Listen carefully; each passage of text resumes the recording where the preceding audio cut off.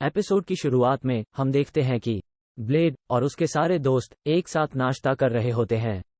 नाश्ते के दौरान अर्नेस्ट ब्लेड से कहती है, क्या तुमने सुना, योर मेजेस्टी एक मैजिकल बीस्ट ला रहे हैं। ब्लेड के दोस्त ये सुनकर घबरा जाते हैं, पर ब्लेड को इससे कोई फर्क नहीं पड़ता। ये लोग बात कर ही रहे होते हैं कि इतने में पूरी बिल्डिंग हिलने लगती है।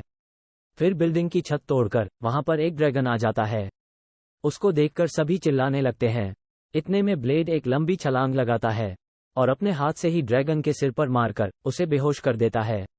ये देखकर सभी चौंक जाते हैं। ब्लेड सभी से कहता है, ये कोई खतरनाक ड्रैगन या प्राचीन ड्रैगन नहीं है, इसे तो कोई भी हरा सकता है। ब्लेड सभी को अपनी बात समझा ही रहा होता है कि इतने में वो ड्रैगन एक छोटी बच्ची का रूप ले लेता है और वो बच्ची ब्लेड को अपना पेरेंट मानने लगती है। ब्लेड उसे अपने साथ लेकर आता है। ब्लेड उसका नाम कू कोहुलिन रखता है। अगले सीन में हम देखते हैं कि ब्लेड कू को नहला रहा होता है।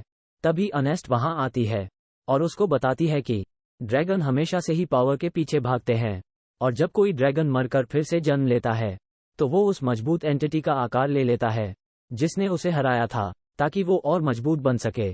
पर किसी भी ड्रैगन का एक इंसान का रूप लेना एक दुर्लभ संयोग है, क्योंकि एक इंसान का एक हाई लेवल के ड्रैगन को हराना आसान नहीं है।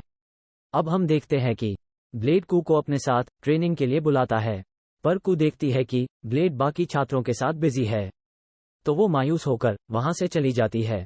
फिर हम देखते हैं कू दूसरे छात्रों को ट्रेनिंग करते हुए देखती है। वो छात्र कू को इनवाइट करते हैं, पर क्योंकि वो सभी कू की नज़र में कमजोर थे, इसीलिए वो वहां से निराश होकर चली जाती है।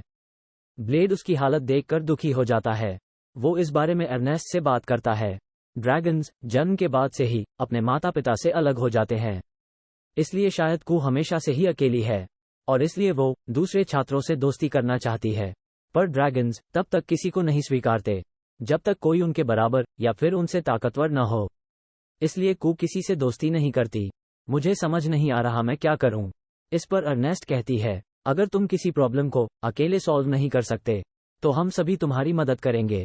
अगले दिन हम देखते हैं अर्नेस्ट और ब्लेड सभी छात्रों के सामने झुककर मदद के लिए कहते हैं। सभी स्टूडेंट्स उनकी बात मान लेते हैं और फिर अगले दिन सभी स्टूडेंट्स और कू फाइट के लिए एक दूसरे के सामने आते हैं और इसी के साथ एपिसोड खत्म हो जाता है।